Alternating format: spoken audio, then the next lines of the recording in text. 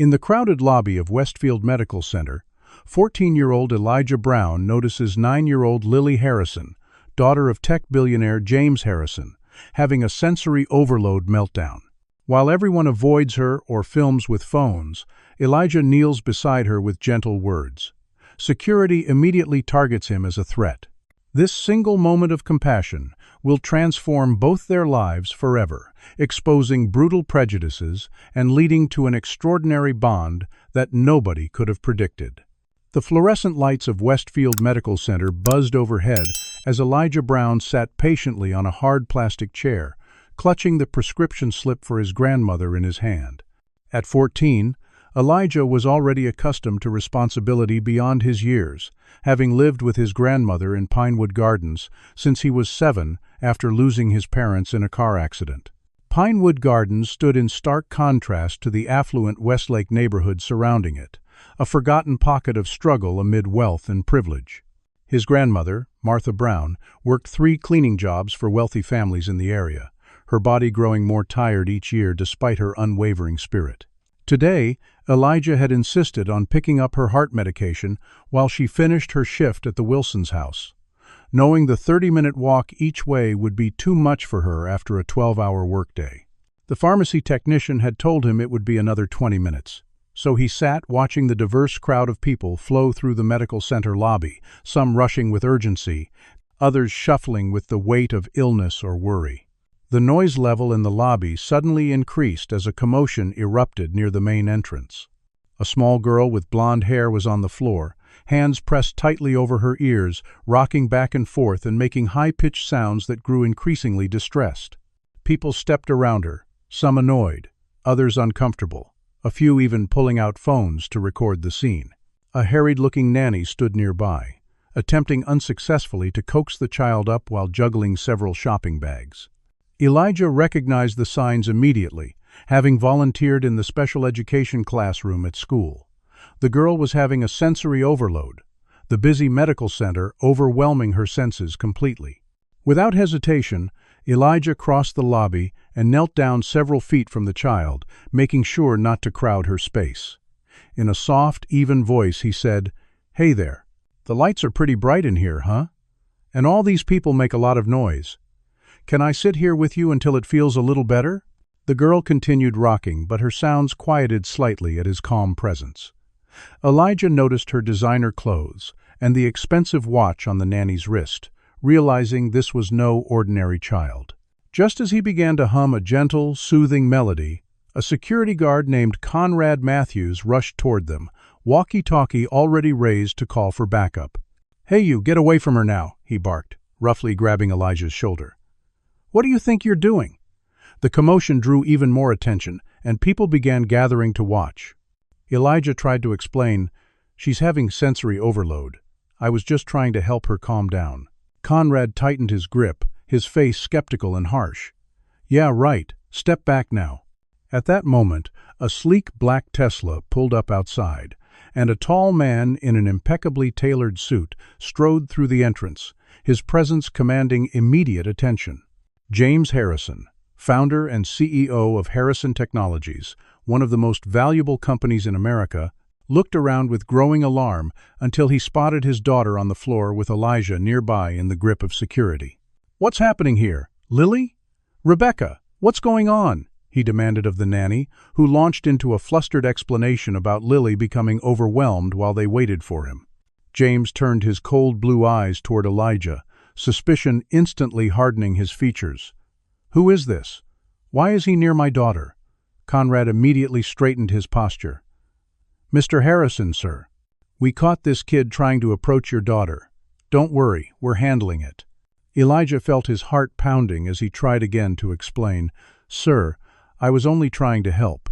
She was having a sensory overload, and everyone was just walking past or filming her."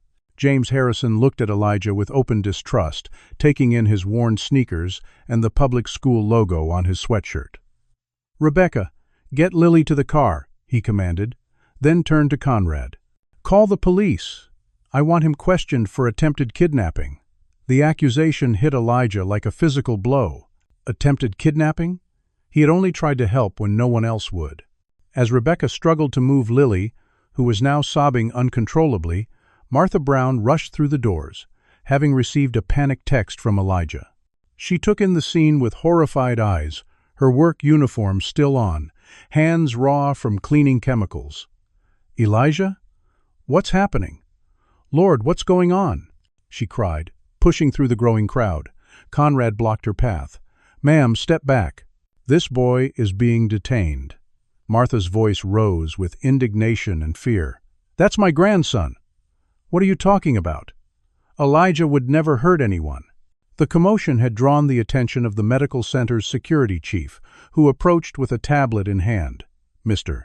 Harrison, before we proceed further, you should see this," he said, pulling up security footage. The lobby camera clearly showed Lily's meltdown, the indifference of passers-by, and Elijah's gentle approach, keeping appropriate distance and speaking calmly. There was nothing threatening in his actions whatsoever. James Harrison watched the footage, his expression unreadable. Finally, he sighed and made a dismissive gesture to Conrad. "Let him go." It seems there was a misunderstanding, but his tone suggested he wasn't entirely convinced. As Conrad released his grip on Elijah, something unexpected happened. Lily, who had been resistant to Rebecca's attempts to move her, suddenly looked up at Elijah and reached toward him with her hand. To everyone's surprise, she spoke one clear word: "Stay." It was Rebecca who explained, shock evident in her voice. "Mr. Harrison, Lily hasn't spoken a single word to anyone new in over 2 years." James looked between his daughter and Elijah with confusion and reluctance. Martha put her arm protectively around Elijah's shoulders. "Come on, baby. Let's go get my prescription and go home. This isn't our world." But as they turned to leave, Lily let out a piercing scream, reaching desperately toward Elijah and crying, "Stay, stay, stay!" Her body arched in Rebecca's arms as she fought to get back to the only person who had shown her understanding in that chaotic space. Everyone in the lobby froze, watching as the daughter of one of the richest men in America screamed for the black teenager from the poorest neighborhood in Westlake. 3 days after the incident at Westfield Medical Center, Martha Brown opened her door to find James Harrison himself standing on her weathered porch, his luxury car looking absurdly out of place on their cracked street. Neighbors peered curiously from behind curtains as the billionaire stood awkwardly in the early morning light.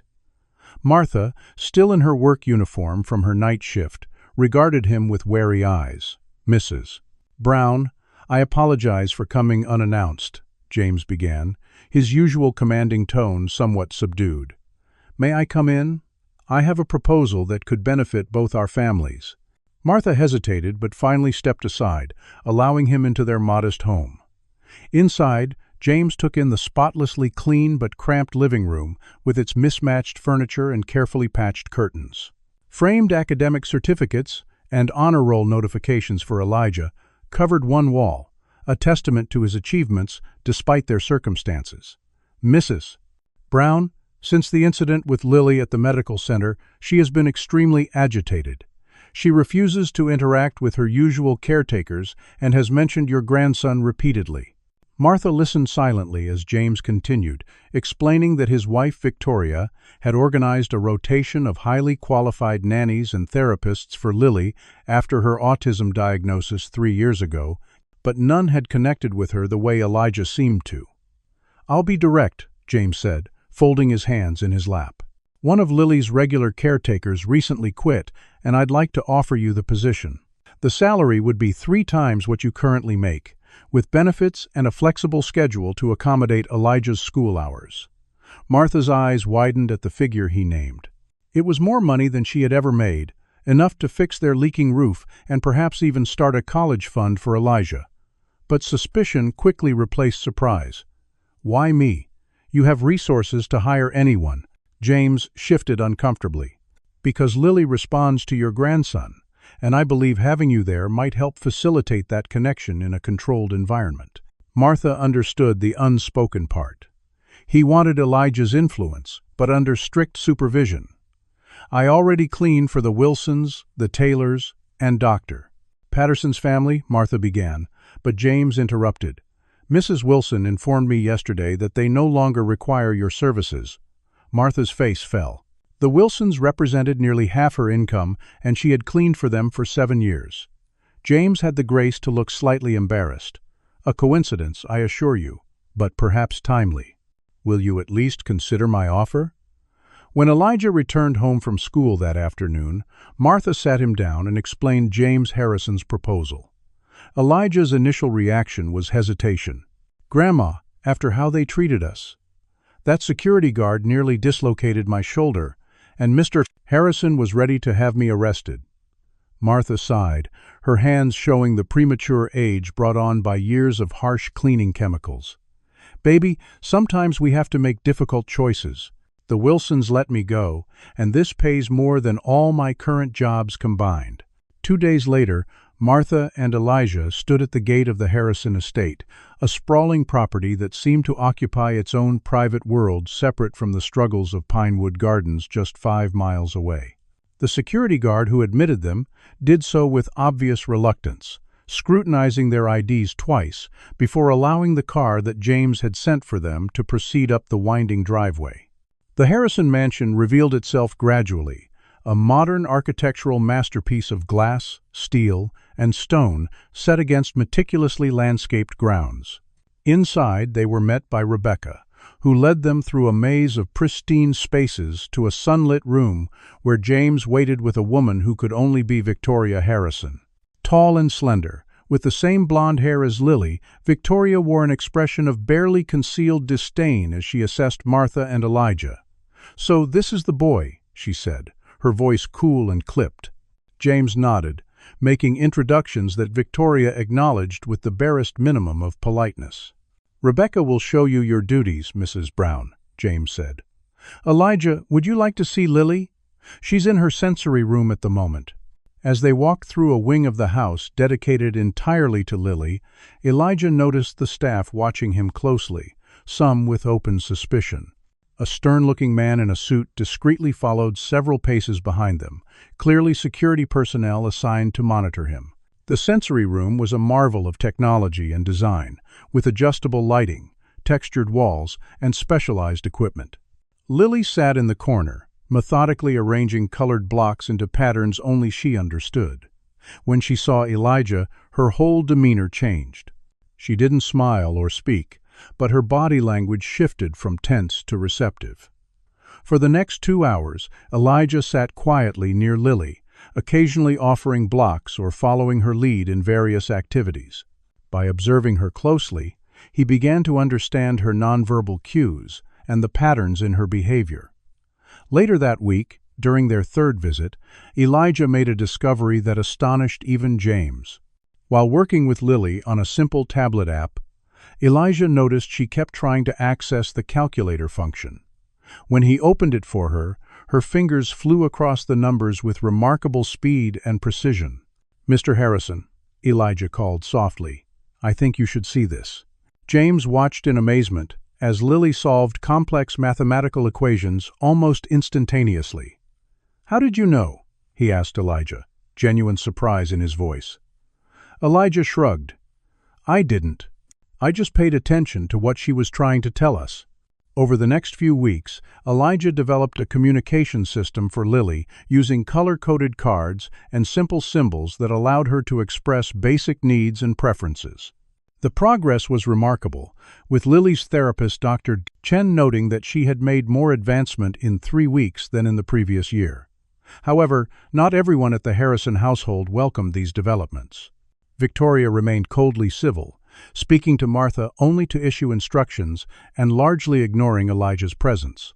The house staff, taking cues from Victoria, maintained a distance from the Browns that bordered on hostility. Only Rebecca and Dr. Chen seemed genuinely appreciative of their contributions. On a Friday afternoon, after a particularly successful session where Lily had used Elijah's communication cards to express a desire to go outside, Victoria entered the sensory room with a storm brewing in her eyes.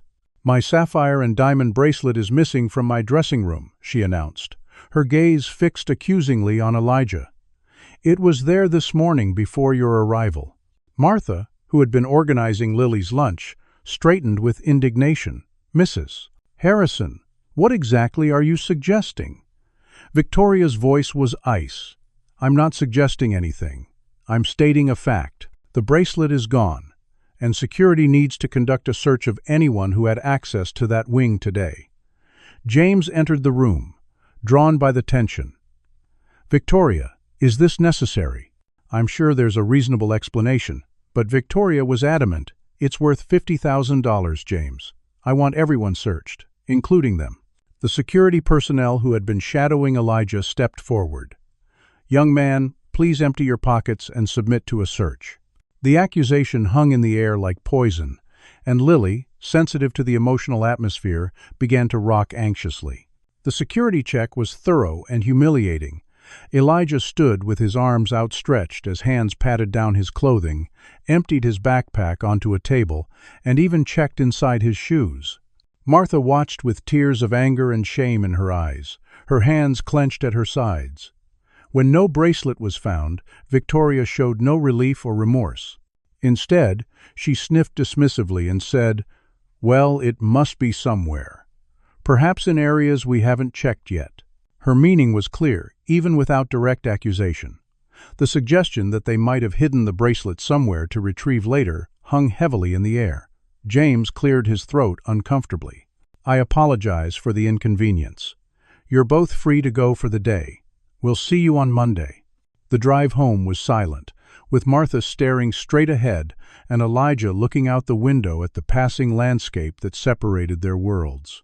When they finally reached their small house, Elijah spoke with quiet determination. "I'm not going back there, Grandma. Not after this."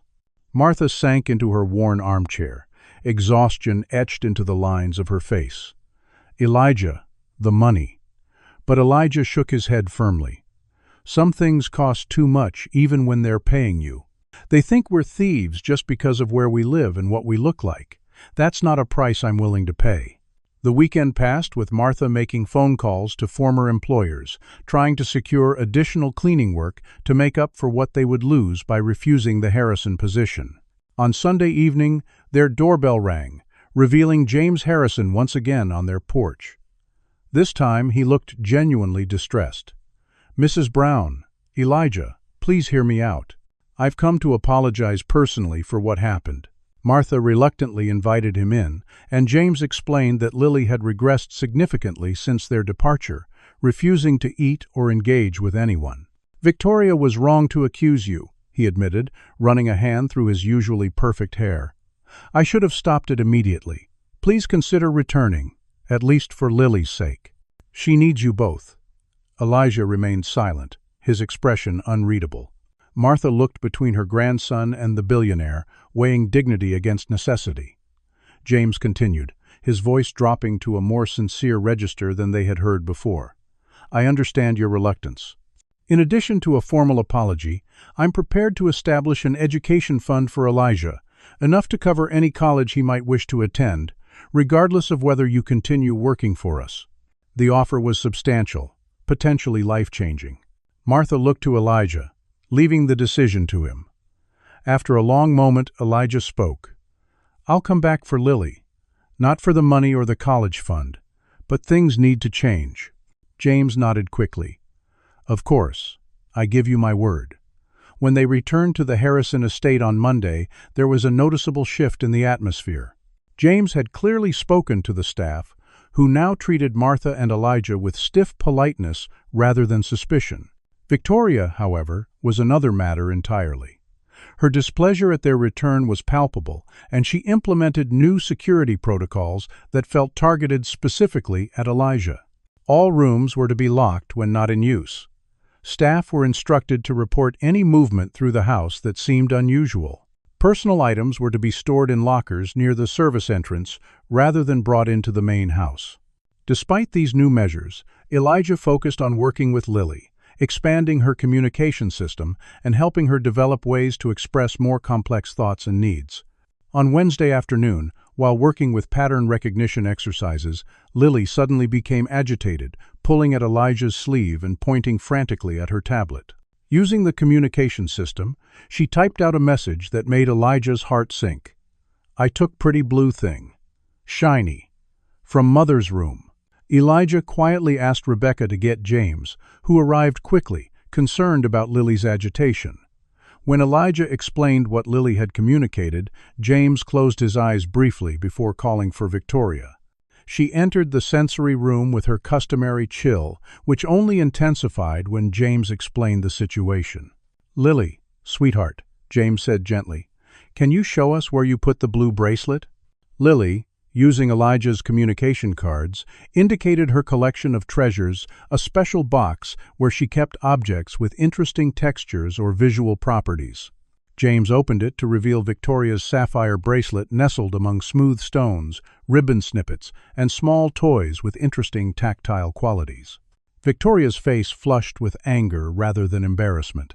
"This proves nothing," she snapped. "She could have been manipulated into covering for him." Her accusation hung in the air, shocking even James with its blatant prejudice. "Victoria, that's enough," he said sharply. "Lily has clearly communicated what happened. You owe the Browns an apology." But Victoria simply turned and walked out of the room, leaving a heavy silence behind her. James ran a hand over his face tiredly. "I apologize for my wife's behavior. She's under considerable stress with the new product launch. But that's no excuse." Elijah met his gaze steadily. "Mr. Harrison, that wasn't stress. That was prejudice. And as long as you keep making excuses for it, nothing will change." James looked startled, unused to being spoken to so directly, especially by someone so young. But instead of anger, a grudging respect flickered in his eyes. Later that night, as Martha prepared dinner in their small kitchen, she asked Elijah a question that had been weighing on her. "Do you think we should continue with the Harrisons, after all this?" Elijah considered carefully before answering. "I think Lily needs us, and maybe, just maybe, they need us too, even if they don't realize it yet." The Harrison household settled into an uneasy rhythm over the next several weeks. Victoria maintained a frigid distance. James oscillated between genuine appreciation for Elijah's work with Lily and discomfort at the underlying tensions, and the staff gradually relaxed their vigilance as Elijah proved himself trustworthy day after day.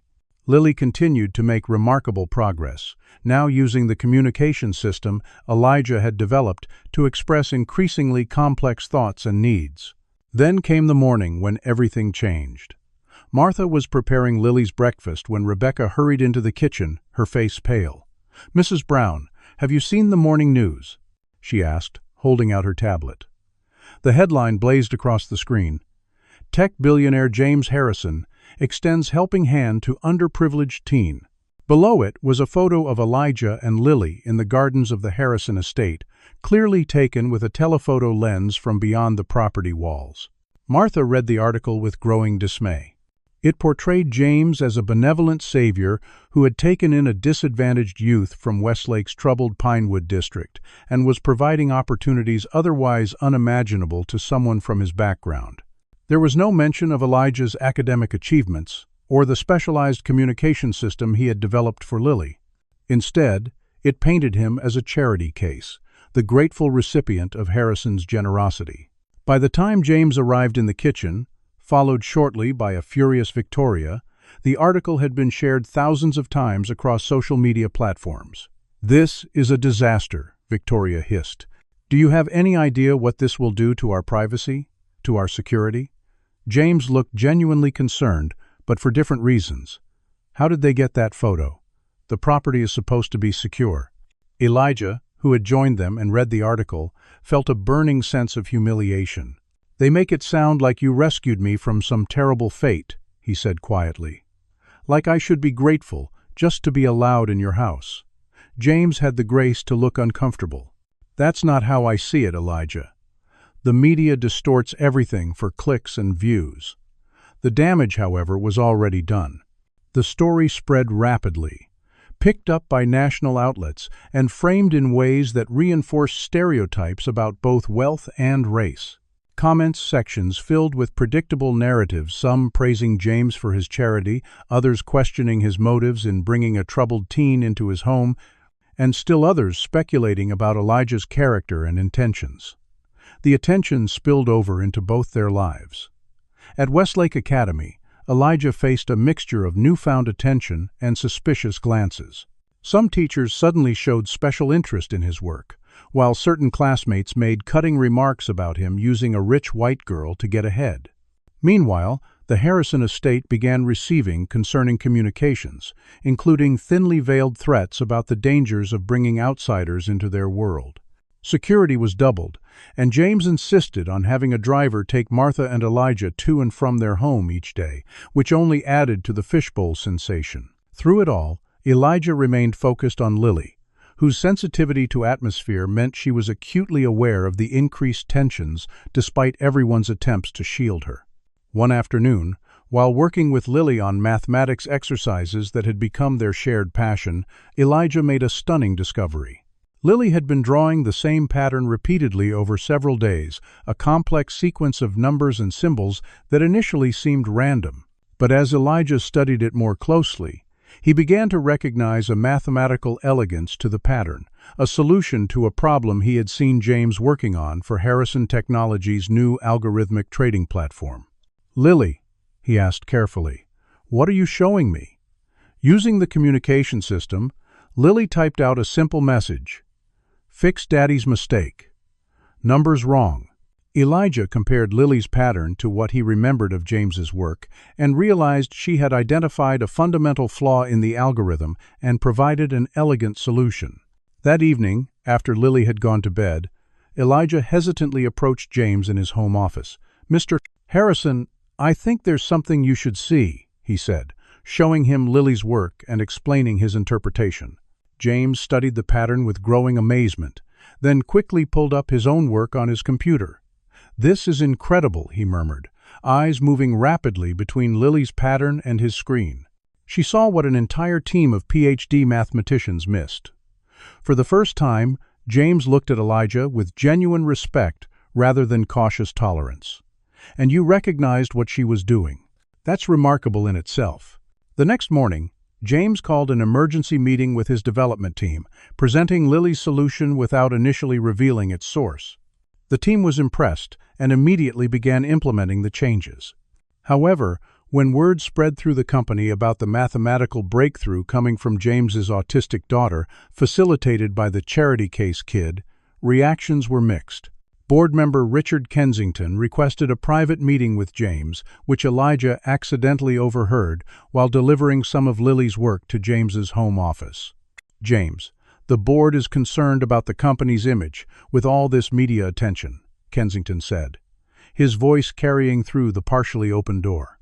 "Having your daughter's condition so publicly linked to the company is one thing, but this association with the brown boy is becoming problematic.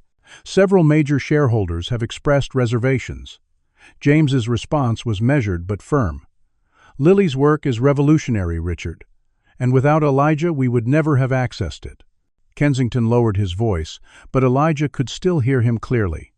"There are rumors, James, about the boy using your daughter to gain influence. About your judgment being compromised by guilt, or liberal white guilt, as some are calling it. Victoria has expressed similar concerns to several board members." Elijah stepped back from the door, his chest tight with anger and hurt.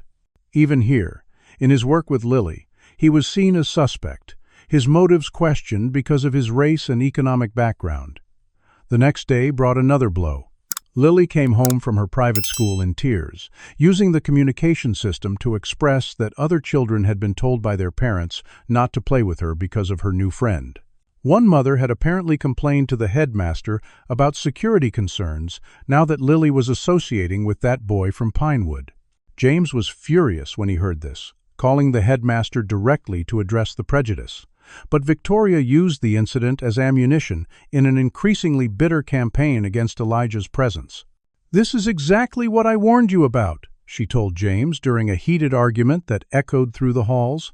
"Our daughter is being ostracized because of your social experiment with these people." Martha overheard this exchange while organizing Lily's craft supplies and went very still, her hands trembling slightly. She had endured decades of subtle and not-so-subtle prejudice in the homes where she cleaned, but hearing her grandson reduced to a social experiment cut deep. That evening, Martha complained of chest pains, the stress of recent weeks taking its toll on her health. Elijah called an ambulance despite her protests, and James insisted on having her taken to the best hospital in the area, covering all expenses. As they waited for news in the emergency room, Elijah noticed James checking his phone constantly, his expression growing increasingly troubled. Finally, unable to contain his curiosity, Elijah asked what was wrong. James hesitated before answering. "The board is calling an emergency session tomorrow. About the direction of the company, they say." He ran a hand through his hair, a now familiar gesture of stress. "I built Harrison Technologies from nothing, and now they're questioning my leadership because of—" He trailed off, suddenly aware of what he had been about to say. Elijah finished the thought for him. "Because of us. Because of me." James didn't deny it, which was answer enough. Later that night, after Martha had been stabilized and was resting comfortably, Elijah stepped outside the hospital to get some air. He overheard James on a phone call, speaking in low, urgent tones. "Yes, we can implement Lily's algorithm immediately. The team says it will increase efficiency by at least 22%. No, there's no need to credit the source specifically. It was developed internally, that's all anyone needs to know. Of course I understand the value. Conservatively, we're looking at $1 billion impact on the trading platform alone." Elijah froze, processing what he had just heard. James was planning to use Lily's mathematical breakthrough, one discovered and interpreted with Elijah's help, without properly crediting either of them. It would be presented as an internal company development, the $1 billion value flowing directly to Harrison Technologies and its shareholders, with nothing for Lily or acknowledgement of Elijah's crucial role in the discovery. The morning after Martha's health scare, Elijah found James alone in the hospital waiting room, his usual polished appearance slightly rumpled from a night spent in an uncomfortable chair. Without preamble, Elijah sat down across from him. "I heard your phone conversation last night," he said, his voice quiet but firm. "You're planning to use Lily's algorithm without giving her credit." James straightened, surprise quickly replaced by calculated neutrality. "Elijah, you misunderstand. Lily is 9 years old, and my daughter. Any intellectual property she develops naturally belongs to her trust, which I manage." Elijah shook his head. "That's not what I heard. You specifically told someone there was no need to credit the source. You're planning to present it as an internal company development." James's expression hardened, the mask of benevolent employer slipping to reveal the ruthless businessman beneath. "You're a smart young man, Elijah. Too smart sometimes. So let me be direct. Harrison Technologies is on the verge of a major breakthrough that could revolutionize algorithmic trading. Yes, Lily's pattern was the key, and yes, your interpretation helped. But business is business." He leaned forward slightly. "I'm prepared to be generous. $20,000 in your college fund, an additional $15,000 for your grandmother's medical expenses. A fair compensation for your contribution." The offer hung in the air between them, simultaneously substantial and insulting. $20,000 for his part in a $1 billion algorithm. Elijah felt a cold clarity settle over him. "This isn't just about money, Mr. Harrison. It's about recognition, acknowledgement. Lily deserves to be recognized for her mathematical genius, not hidden away as your secret weapon." James's expression turned calculating. "Elijah, be reasonable. The world isn't ready to accept that a breakthrough algorithm came from an autistic 9-year-old girl, let alone with the help of a to-their-z." He caught himself, but the unspoken words hung in the air. "A black teenager from the projects." Elijah stood up slowly. "I think we're done here, Mr. Harrison. My grandmother will be submitting her resignation as soon as she's recovered." James's face hardened. "That would be unwise, Elijah. Very unwise indeed." 2 days later, Martha was released from the hospital with strict instructions to rest and avoid stress. When they arrived home, they found a formal letter waiting for them, informing Martha that her services would no longer be required at the Harrison household, effective immediately. The letter cited restructuring of household staff as the reason, with a severance payment enclosed that was considerably less than what had been promised. Elijah's hands shook with anger as he read it. "They can't even fire you honestly," he said bitterly. All this talk about restructuring when we know exactly why you're being let go." Martha sank into her armchair, looking older than her 62 years. "What do we do now, baby? That was our main income." Elijah made a decision. "I'm going to talk to someone, Grandma, someone who can help us fight back." The next day, instead of going to school, Elijah took the bus downtown to the offices of Winston Lee, a civil rights attorney known for taking on powerful corporations and individuals. The waiting room was crowded, but when Elijah explained his situation to the receptionist, he was surprised to be ushered in to see Mr. Lee within the hour. Winston Lee was a compact man with intelligent eyes and a reputation for tenacity. He listened carefully as Elijah explained everything: the circumstances of their hiring, Victoria's accusation of theft, the media attention, Lily's algorithm, and finally, James's attempt to buy his silence and Martha's abrupt termination. "This is a complex situation, Elijah," Mr. Lee said, when he had finished. "We're talking about potential discrimination, intellectual property theft, wrongful termination, and possibly defamation. The Harrisons have resources and influence that most people can only imagine." Elijah nodded. "I know the odds, but what they're doing isn't right." Winston studied him thoughtfully. "What exactly do you want to achieve here? Money? Recognition? Justice?" Elijah considered the question seriously. "Recognition for Lily's abilities, acknowledgement of our contributions. And yes, fair compensation, not charity or hush money." Winston nodded, making notes. "We'll need documentation. Anything that proves your work with Lily, the communication system you developed, evidence of the algorithm and your interpretation. And most importantly, proof of discriminatory treatment." Over the next week, Elijah gathered what evidence he could. His school counselor, Miss Rivera, had been keeping detailed notes about his volunteer work with special education students, which helped establish his qualifications for working with Lily. Rebecca, who had grown fond of Elijah and Martha, secretly provided copies of Lily's progress reports and examples of the communication system. Most damning was a recording Rebecca had made of Victoria explicitly stating that she didn't want that boy influencing her daughter and suggesting that James find a way to extract what's useful from him and then end the arrangement. Meanwhile, at the Harrison household, Lily's condition deteriorated rapidly following Elijah and Martha's departure. She refused to use the communication cards with anyone else, regressing to minimal verbal interaction and increasing sensory sensitivity. James brought in specialists from around the country, but Lily remained withdrawn, often asking for Elijah through the limited communication she would still engage in. The final straw came when Lily developed severe anxiety symptoms that resulted in hospitalization. James was at a board meeting when he received the call, rushing to Westlake Children's Hospital to find his daughter sedated and connected to monitoring equipment, her small body looking impossibly fragile against the white hospital sheets. Victoria arrived shortly after, her usual composure cracking at the sight of Lily. Dr. Chen, who had been overseeing Lily's care, spoke frankly to both parents in the corridor outside the room. "Mr. and Mrs. Harrison, Lily is experiencing severe emotional distress. Her physical symptoms, tachycardia, elevated blood pressure, respiratory difficulties, are manifestations of extreme anxiety." James ran a hand through his hair. What triggered this? She was making such progress. Dr. Chen's expression was carefully neutral. "In my professional opinion, the sudden removal of her primary support system, Elijah and Mrs. Brown, has caused significant trauma. Lily formed an attachment to Elijah that was providing her with security and a means to communicate. That was abruptly severed." Victoria's face flushed with anger. "Are you suggesting that boy is responsible for my daughter's condition?"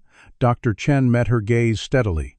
"On the contrary, Mrs. Harrison, I'm suggesting his absence is responsible for her current regression. Lily is refusing to communicate with anyone. The only word she has spoken since admission is Elijah."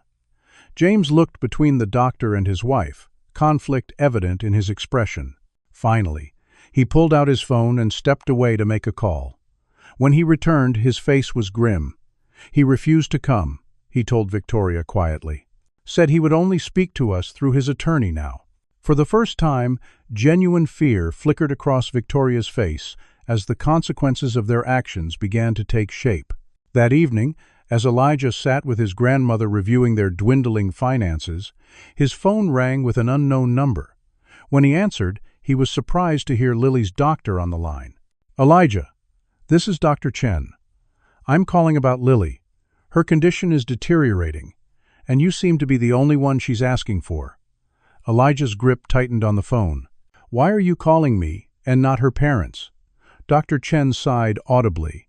"Because sometimes as a doctor, my primary concern has to be my patient, not hospital politics or wealthy parents. Lily needs you, whether her parents can admit that or not." Elijah closed his eyes, thinking of Lily alone and frightened in a hospital room. Despite everything, he couldn't abandon her. "I'll come. But not alone. I need a witness." When Elijah arrived at the hospital with Miss Rivera, James was waiting in the corridor outside Lily's room. He looked haggard, the polished billionaire facade cracking under the strain. "Thank you for coming," he said stiffly.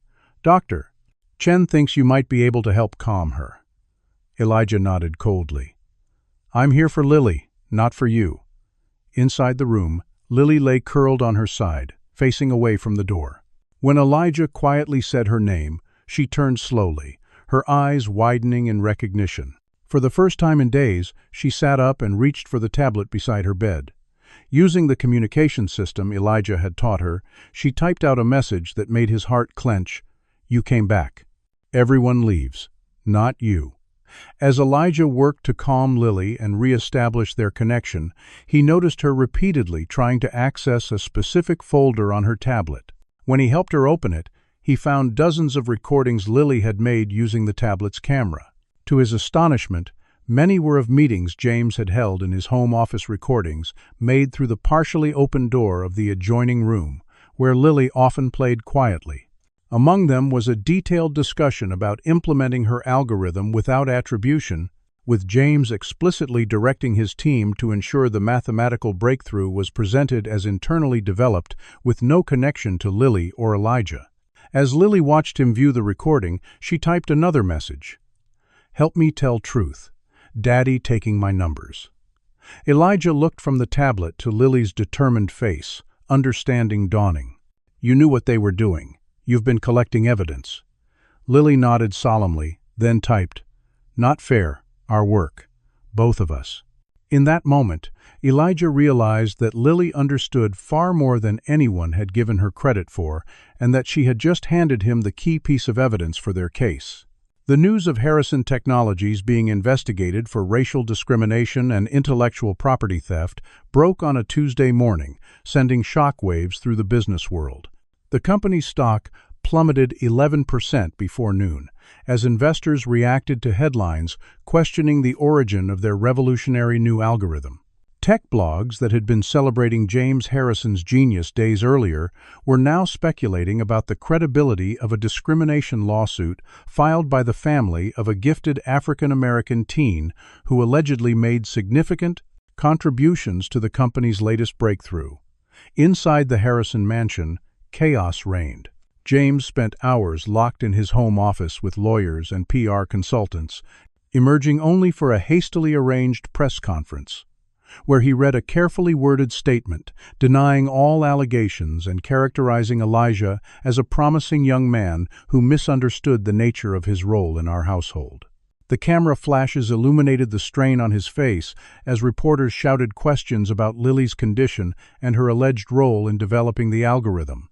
Victoria, unable to handle the scrutiny and unwilling to face the consequences of her actions, packed several suitcases and retreated to their property in Switzerland, citing the need for privacy during this difficult time.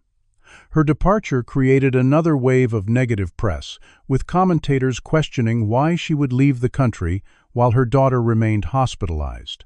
In their small home in Pinewood Gardens, Elijah and Martha faced their own storm. Reporters camped outside their door, neighbors alternately offered support or accusation, and Elijah's school became a battleground of divided opinion. Some teachers and students rallied around him, praising his courage in standing up to a powerful figure like James Harrison. Others questioned his motives, suggesting he was trying to extort money from a wealthy family who had only tried to help him. The financial reality of their situation grew increasingly dire. Martha's reputation as a housekeeper had been damaged by whispers spread through the wealthy community of Westlake, and she struggled to find new clients.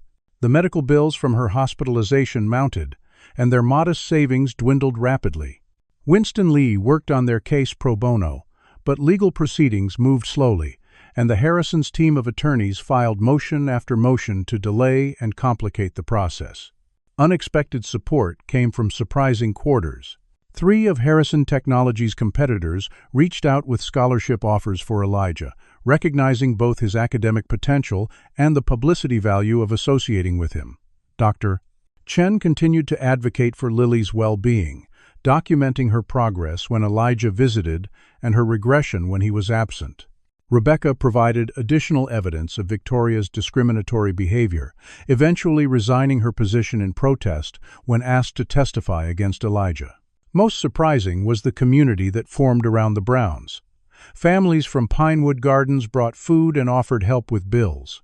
Some of Martha's former employers publicly vouched for her character and hired her for special occasions to show their support. Elijah's classmates organized study groups to help him keep up with schoolwork despite the chaos and stress. The case began to symbolize something larger than one family's fight against injustice. It became a conversation about recognition, about who gets credit for innovation, about the invisible contributions of people of color in predominantly white institutions. Tech forums debated the ethics of intellectual property rights when the creator is a child, especially a neurodivergent one. Disability rights advocates pointed to Lily's mathematical gifts as evidence of the untapped potential in many autistic children. Civil rights leaders spoke about Elijah as representative of countless Black Americans whose contributions had been minimized or appropriated. Through it all, Elijah continued to visit Lily in the hospital, despite the complicated legal situation. These visits were strictly supervised by hospital staff rather than Harrison employees, a condition Winston Lee had successfully negotiated. Lily continued to improve in Elijah's presence, using their communication system to express increasingly sophisticated thoughts about her understanding of the situation. During one such visit, Lily shared something that changed the trajectory of the case. Using the tablet, she typed, "Mommy made other helpers go away too, always, then pays them to be quiet." When Elijah gently asked her to explain, Lily revealed that Victoria had a pattern of driving away household staff who became close to Lily or who questioned Victoria's treatment of her daughter. These individuals would suddenly disappear from Lily's life, often following some manufactured incident or accusation, then receive settlements that included strict confidentiality clauses. Armed with this information, Winston Lee began tracking down former Harrison employees. Many refused to speak, citing their non-disclosure agreements, but several hinted at similar experiences. One former nurse, Gabriela Morales, eventually agreed to testify, describing how she had been accused of stealing medication after she questioned Victoria's refusal to follow Lily's recommended therapy schedule. As the evidence mounted, James found himself increasingly isolated. The board of Harrison Technologies, once his staunch supporters, now distanced themselves from the controversy. Several members leaked information to the press about their long-standing concerns regarding James's management style and decision-making. Richard Kensington, who had warned James about the association with Elijah, now positioned himself as a potential interim CEO should the board decide a change in leadership was necessary. On a rainy Thursday, 6 weeks after the lawsuit was filed, James requested a private meeting with Winston Lee and Elijah. They gathered in a neutral location, a conference room at Winston's law firm, with Martha present for support. James arrived alone, without his usual entourage of lawyers and assistants. He looked tired and much older than his 46 years. "I want to propose a settlement," he said without preamble. "Full acknowledgement of Lily and Elijah's contributions to the algorithm. Proper compensation based on its market value. A foundation for neurodivergent children from underprivileged backgrounds funded by Harrison Technologies. And a public apology for the treatment you both received." Winston raised an eyebrow. "That's quite a reversal, Mr. Harrison. May I ask what prompted this change of heart?" James looked directly at Elijah for the first time. "The truth, and my daughter.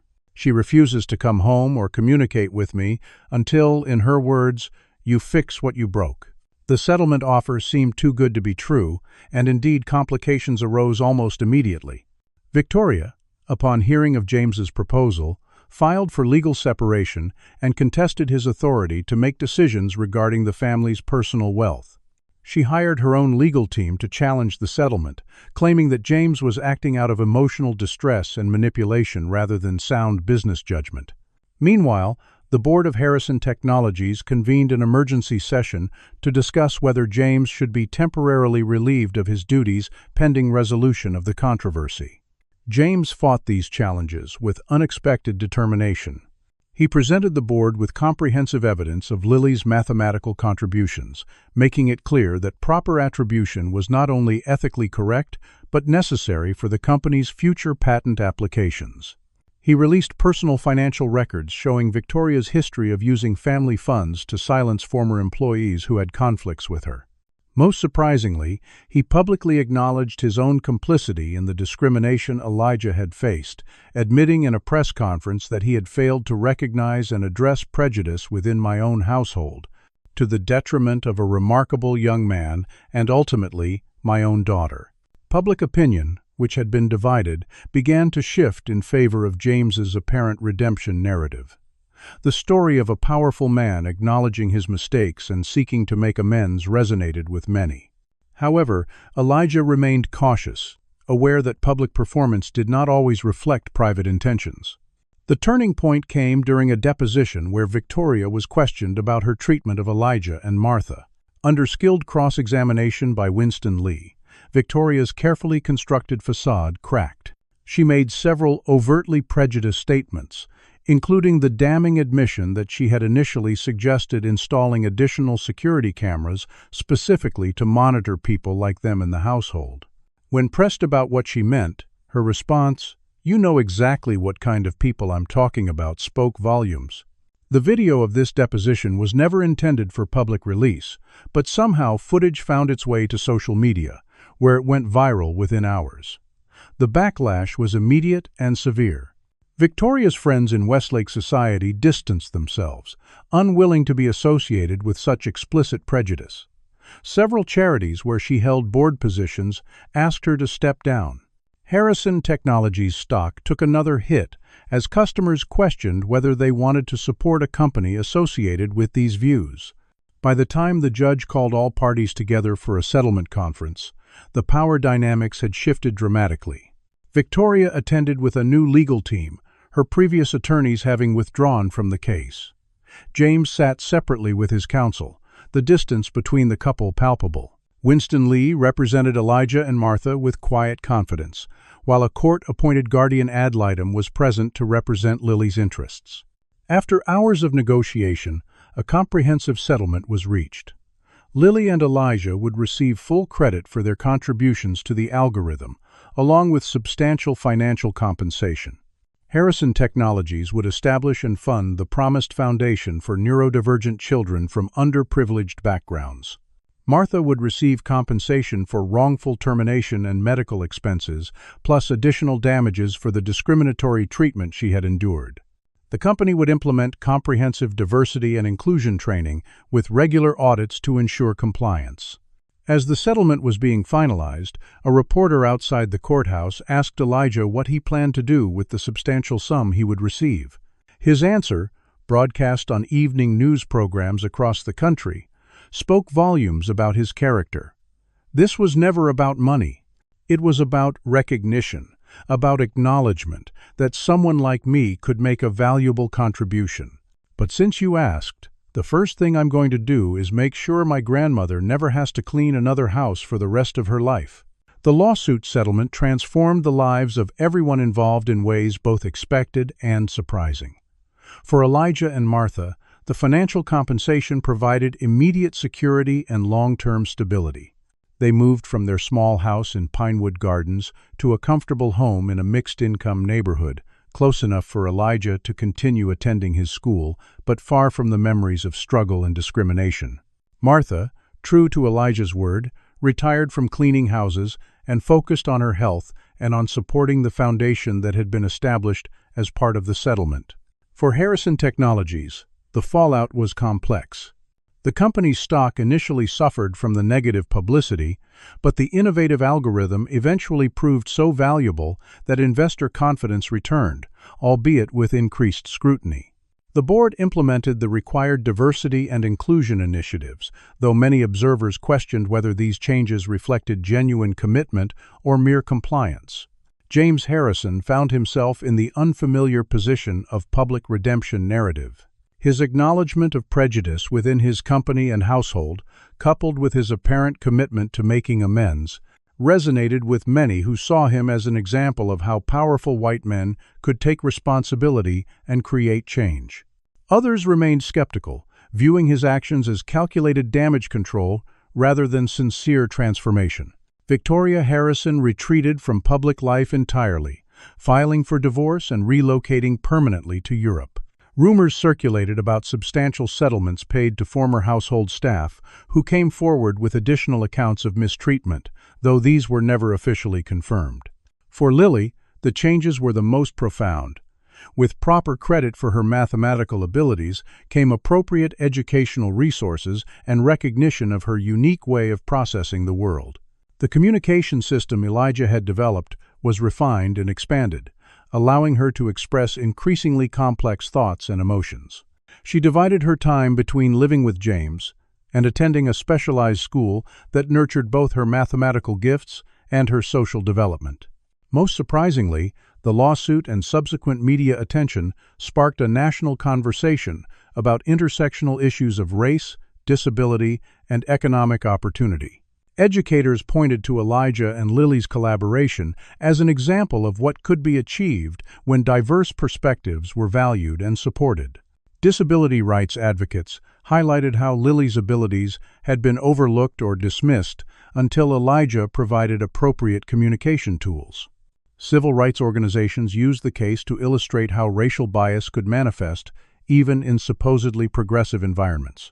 6 months after the settlement, Winston Lee contacted Elijah with disturbing news. The firm had received anonymous documentation suggesting that Victoria Harrison had a history of similar discrimination cases against household staff, all settled quietly with strict confidentiality agreements. The pattern stretched back years, with at least 7 former employees of color having filed complaints that never reached public attention.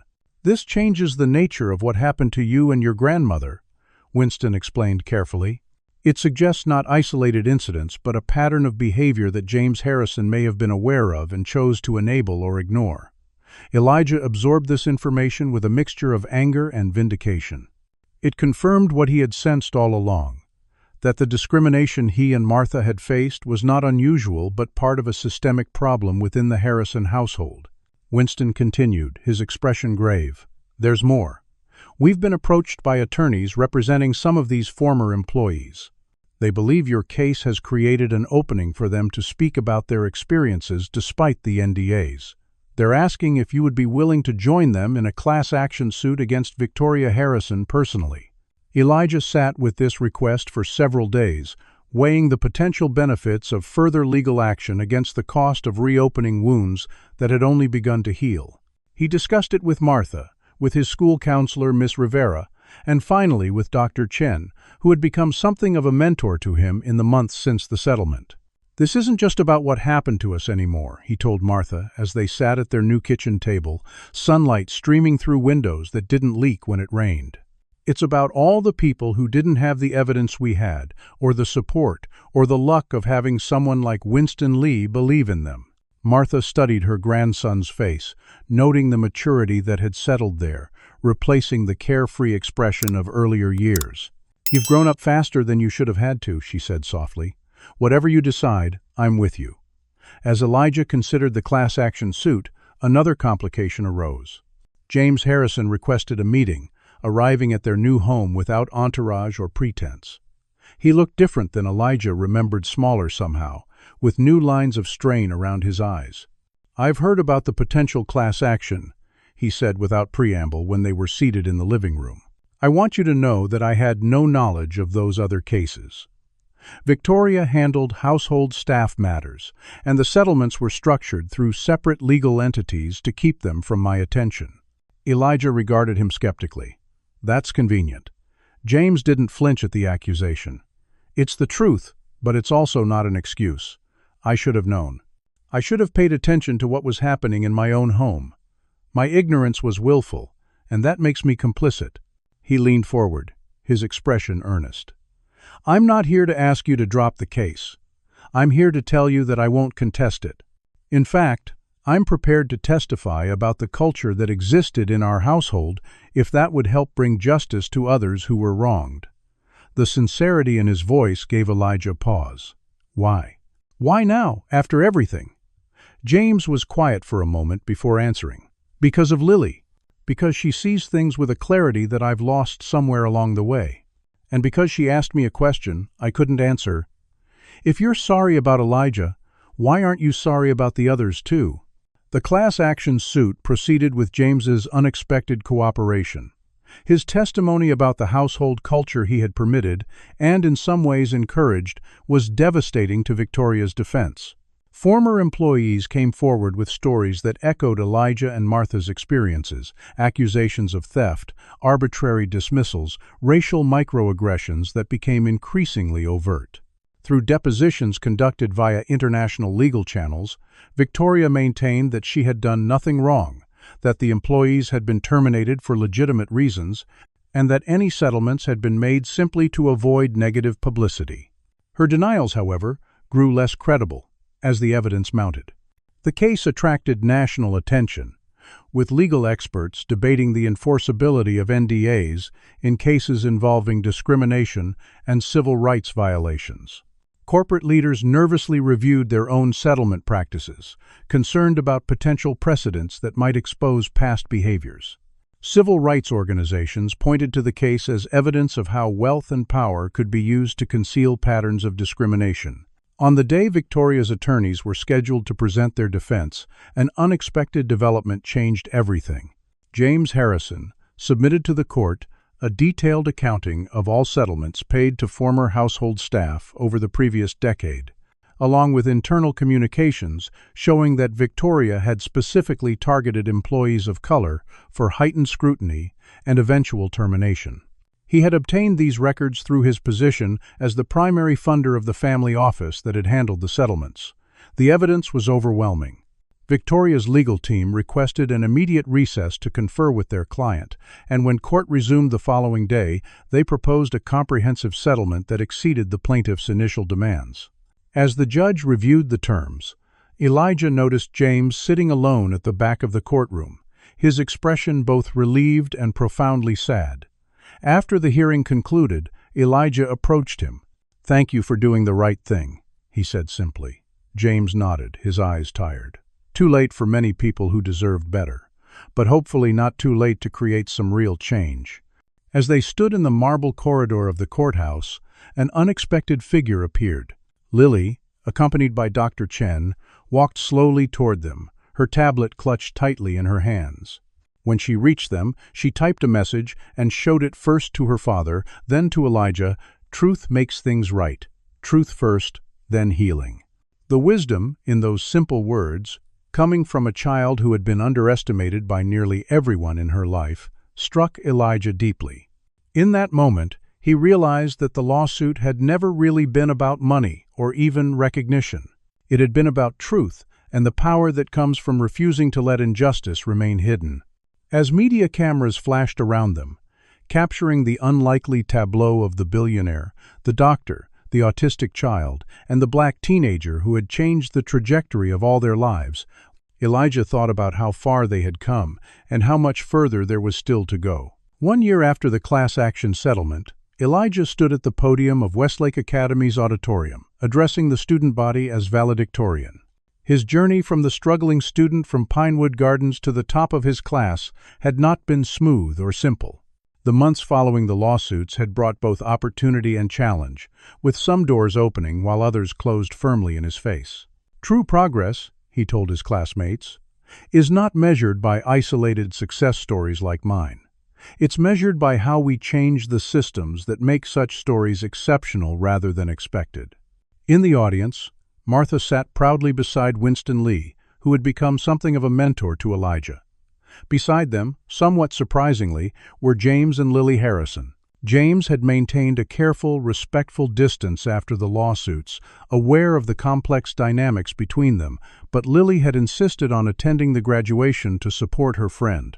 The Harrison Brown Foundation, established as part of the settlement, had grown beyond its initial scope. What began as a program to support neurodivergent children from underprivileged backgrounds had expanded into a comprehensive initiative addressing the intersections of disability, race, and economic opportunity. Martha, despite her initial reluctance to remain connected to the Harrison name, had taken an active role in the foundation's governance, bringing her practical wisdom and lived experience to its operations. The foundation's impact was already evident in communities across the region. In Pinewood Gardens, a new community center offered after-school programs specifically designed for children with diverse learning needs. At Westlake's private schools, scholarship programs ensured that talented students from all backgrounds had access to their resources. Technology companies, including Harrison Technologies, implemented internship programs aimed at identifying and nurturing talent in underserved communities. Not everyone embraced these changes. Victoria, through her attorneys, had attempted to block the use of the Harrison name for the foundation, arguing that it implied her endorsement of initiatives she did not support. The court rejected her petition, noting that James had equal right to the family name and its legacy. Some of Westlake's wealthy families quietly withdrew their children from schools, participating in the foundation's diversity initiatives, seeking more traditional environments. Business associates of James expressed concerns about his activist turn, suggesting it might distract from the company's primary mission of generating shareholder value. James himself had undergone a transformation that surprised many who knew him. He stepped back from day-to-day management of Harrison Technologies, focusing instead on long-term strategy and corporate governance. He became an unexpected advocate for inclusive hiring practices, regularly speaking at industry conferences about the business advantages of diverse perspectives and experiences. Most significantly, he maintained an honest public acknowledgement of his own failings and ongoing efforts to do better. For Lily, the year had brought extraordinary growth. With appropriate support and communication tools, her mathematical abilities flourished in ways that astonished even seasoned educators. She began collaborating with university researchers on projects that stretched the boundaries of algorithmic theory, her unique perspective leading to innovations that more traditional approaches had missed. Equally important was her social development. Through specialized programs and carefully structured interactions, she built relationships with peers who appreciated her differences rather than seeking to normalize them. After the graduation ceremony, an unexpected encounter occurred in the school parking lot.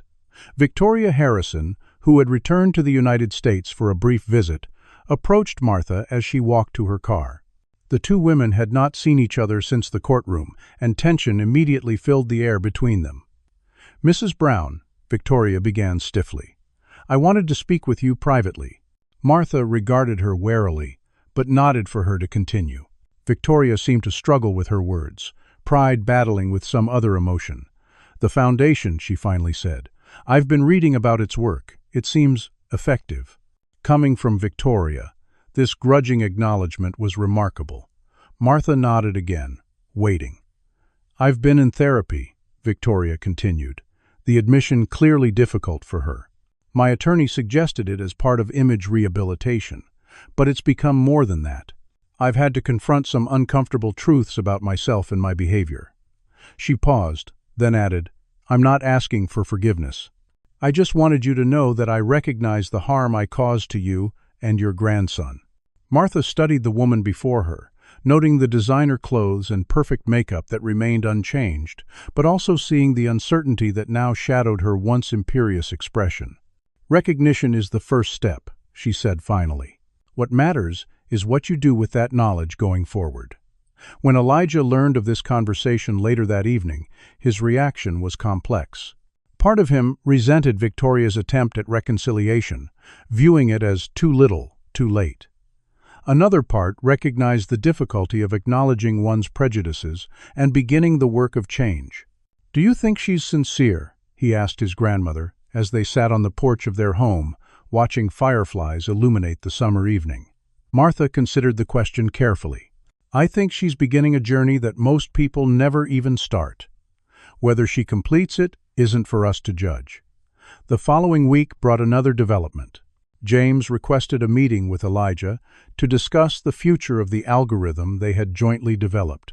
They met at a neutral location, a community center funded by the foundation, with Winston present as a precaution.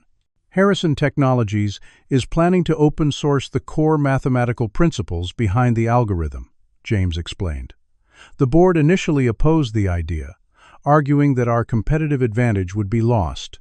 But I believe that innovation flourishes through collaboration, not isolation.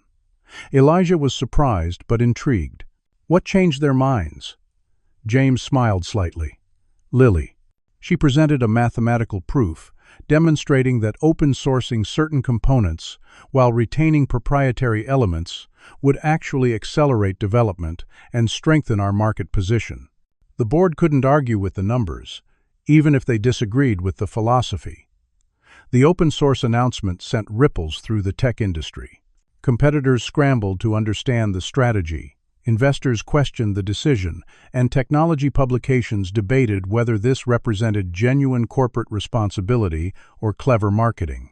What none of them knew was that the decision had been driven not by corporate strategy or public relations, but by a 9-year-old girl's insistence that knowledge should be shared.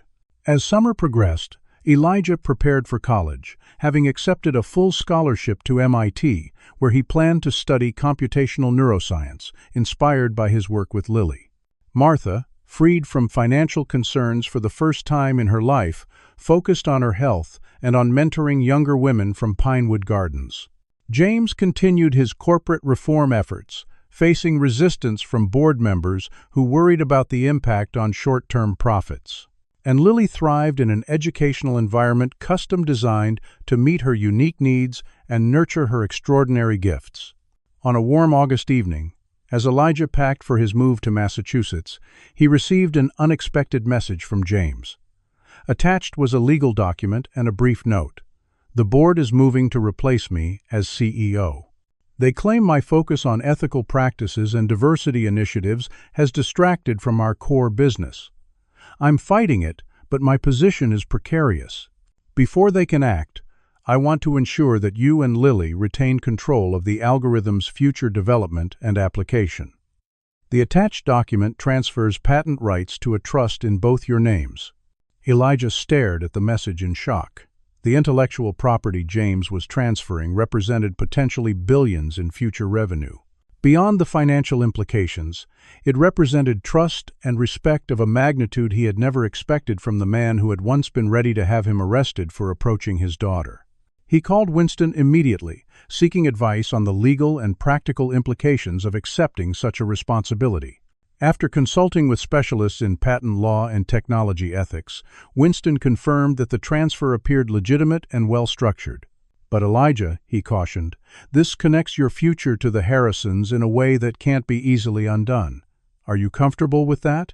It was a profound question that Elijah needed time to consider. He arranged to meet with Lily, who at 10 years old was still legally represented by a guardian ad litem in matters regarding her inheritance and rights. They met at the sensory-friendly space in the Foundation's main building, with Dr. Chen present to facilitate communication. Lily, more verbal now but still preferring her tablet for complex discussions, typed her thoughts with characteristic directness. "Dad is trying to protect our work. Board people only care about money. We care about how algorithm helps people." Elijah nodded, impressed as always by her clarity. "But it's a big responsibility, Lily. Are you ready for that?" Lily's response was immediate. "Together, not alone. You and me." The simplicity and truth of her statement decided him. Together, they had created something remarkable. Together, they would ensure it was used responsibly. The following day, As the business press reported rumors of a boardroom coup at Harrison Technologies, Elijah signed the documents accepting co-joint patent rights with Lilly. James called to thank him, his voice reflecting both relief and resignation about his own professional fate. "Whatever happens with the company," he said, "I know the algorithm will be in good hands." Elijah was about to respond when James added something unexpected. "Lily told me something the other day that I can't stop thinking about. She said, 'Dad, losing your company might be the thing that saves your soul.' From the mouths of babes, right?" That evening, as Martha and Elijah shared a quiet dinner on their porch, she asked him if he had any regrets about how everything had unfolded over the past 18 months. Elijah considered the question seriously, weighing the hardships against the growth, the injustice against the progress. "I regret that it had to happen this way," he said finally. "That it took lawsuits and public pressure to create change that should have come from basic human decency. But I don't regret standing up for what was right, even when it seemed impossible." Martha reached across the table and squeezed his hand. "That's your father in you. He never backed down from what was right either." The next morning, as Elijah finished his packing, breaking news flashed across his phone. The board of Harrison Technologies had voted to remove James as CEO, effective immediately. The company's stock initially jumped at the announcement, then plummeted as details emerged about exactly what assets James had transferred before his removal. The algorithm, described by industry analysts as the crown jewel of Harrison Technologies' intellectual property portfolio, was no longer fully under the company's control. As financial reporters scrambled to understand the implications, James Harrison released a simple statement: "Some values are more important than stock prices.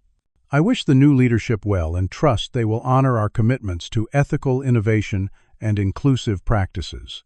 The statement concluded with a sentence that made Elijah smile with recognition of Lily's influence: "Truth first, then healing." 3 years after the day Elijah first noticed Lily having a sensory overload in Westfield Medical Center, he stood at a podium in Silicon Valley, delivering the opening keynote at the annual Inclusive Innovation Conference. The audience represented a cross-section of the technology industry. From startup founders to corporate executives, all gathered to discuss how diversity and inclusion could drive technological advancement. "Innovation," Elijah began, "doesn't come from homogeneity. It emerges at the intersections where different perspectives, experiences, and ways of thinking collide and collaborate." He glanced toward the front row, where Lily sat beside Martha and James, her tablet ready to contribute to the panel discussion that would follow. At 12, Lily Harrison had become something of a legend in mathematical circles, her groundbreaking work in algorithmic theory challenging long-held assumptions about how artificial intelligence could learn and adapt. The communication system Elijah had initially developed for her had evolved into a platform now used by thousands of neurodivergent individuals worldwide, enabling expression and connection that many had previously been denied. The Harrison Brown Foundation had expanded beyond its regional beginnings to become a national force for educational equity and inclusive innovation. Under Martha's practical guidance as executive director, it had moved beyond simply funding programs to actively shaping policy and practice in education, technology, and employment. What had begun as a settlement requirement had transformed into a powerful vehicle for systemic change. James Harrison, after his removal as CEO of Harrison Technologies, had reinvented himself as an advocate for corporate responsibility and ethical leadership. Initially viewed with skepticism by activists who questioned his conversion narrative, he had proven his commitment through consistent action and transparent accountability. He now advised companies on implementing meaningful diversity initiatives that went beyond superficial compliance to create genuine cultural change. The class action suit that had exposed Victoria Harrison's pattern of discrimination had resulted in more than financial compensation for the victims. It had established legal precedent regarding the enforceability of non-disclosure agreements in cases involving civil rights violations, opening the door for similar challenges across the country. Victoria herself had remained in Europe, gradually rebuilding her public image through carefully selected charitable activities.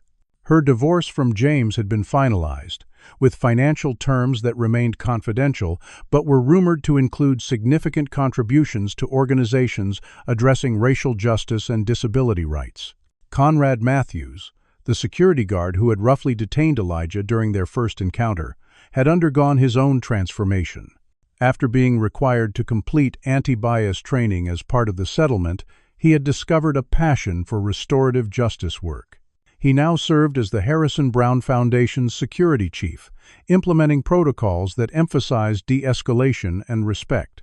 Harrison Technologies had struggled initially after James's departure, with the new leadership discovering that the algorithm's full potential could not be realized without ongoing collaboration with Lily and Elijah. After months of declining stock value and frustrated development efforts, they had negotiated a new agreement that acknowledged the duo's central role in the technology's evolution while ensuring the company's continued commercial viability. For Elijah, now a junior at MIT, the journey had transformed not just his circumstances, but his understanding of change itself. What began as a personal fight against injustice had expanded into a broader mission to create systems and technologies that recognized and valued human diversity in all its forms. His work in computational neuroscience focused on how technology could adapt to different cognitive styles rather than forcing humans to conform to technological limitations. As he concluded his keynote address, Elijah shared an anecdote that captured the essence of what he had learned. Last month, a reporter asked Lily what she hoped people would remember about our story. Using the communication system we built together, she typed 6 words that I believe hold the key to genuine progress. Different minds solving problems together creates magic. The applause that followed was thunderous, but Elijah's attention was on Lily, who gave him a subtle thumbs up, an expression of approval she had adopted from him years ago. After the conference session concluded, Elijah, Lily, Martha, and James gathered in a quiet room away from the crowds. James had news to share. A physician had confirmed that the persistent headaches and vision changes he had been experiencing were symptoms of an aggressive brain tumor. The prognosis was uncertain, but treatment options were limited. "I'm telling you this," he said, his voice steady despite the gravity of his words, "because I've made some decisions about the future that involve all of you." He explained that he had revised his will and corporate succession plans. Upon his death, his remaining shares in Harrison Technologies would be divided between Lily and Elijah, with Martha serving as trustee until they reached full legal age. Additionally, he had arranged for them to have seats on the board, ensuring that their vision for ethical and inclusive innovation would continue to influence the company's direction. "The tumor is inoperable," James concluded. "The doctors give me between 6 months and 2 years, depending on how I respond to treatment. I intend to use whatever time I have left to prepare you for the responsibilities that will come." Martha reached out to take his hand, years of complex history between them dissolving in the face of mortality. "We'll help Lily through this," she promised, "and we'll make sure your legacy is honored." Elijah struggled to process the news, his feelings toward James still complicated by their history. Yet he could not deny the profound changes the man had undergone, or the trust he was now placing in them. "Why us?" he asked finally. "Why not professional trustees or executives?" James smiled slightly. "Because you two represent everything I got wrong and then, perhaps, a few things I eventually got right. Because you see possibilities that traditional thinking misses. Because together, you might actually build the future I claimed to be creating, but wasn't brave enough to truly pursue." Later that evening, Elijah sat alone on the hotel balcony, contemplating how life had brought him to this moment. From a teenager just trying to help a distressed child in a medical center lobby, he had become part heir to a technology empire and co-creator of innovations that were changing thousands of lives. The journey had been marked by injustice, struggle, and pain, but also by unexpected alliances, profound growth, and systemic change that extended far beyond his individual experience. His phone buzzed with a message from Lily. "You thinking about everything too? Big feelings." He smiled at her perceptiveness and replied, "Yes, very big feelings." Her response came quickly, "Remember what we built, not just algorithm, new way of seeing each other." As Elijah looked out at the California sunset, he reflected on the truth in Lily's words. What had begun with a simple act of compassion in a crowded lobby had evolved into something neither of them could have imagined. A partnership that transcended differences of race, class, neurology, and age to create genuine innovation and lasting change. The work was far from complete. Prejudice and inequality remained deeply embedded in systems and institutions across society. But in their story, Elijah saw proof that transformation was possible when people had the courage to challenge injustice, the wisdom to recognize unexpected partnerships, and the perseverance to demand that humanity's diverse brilliance be seen and valued. As night fell over Silicon Valley, he typed a final message to Lily: "We're just getting started." Have you ever witnessed or experienced a moment where an act of compassion or understanding crossed social barriers and created unexpected connections? How did it change your perspective on human potential and our capacity for growth? Remember, stories like Elijah and Lily's remind us that real change often begins with simple human connection, even in the most challenging circumstances. If this story touched you, please like, comment, share with someone who needs to hear it, and subscribe for more narratives that explore the complexities of our world with honesty and hope.